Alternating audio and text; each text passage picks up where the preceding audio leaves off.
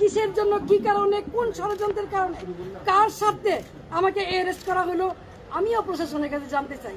বর্তমান যারা সরকার আছেন সাম্যের কথা বলেছেন, বৈষম্যের বিরুদ্ধে আপনারা আন্দোলন করেছেন, সরকার হটিয়ে নতুন সরকার এসেছেন, তাহলে কি এই বৈষম্য?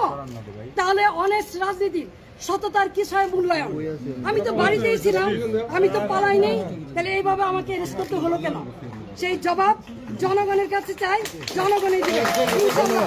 জয় বাংলা।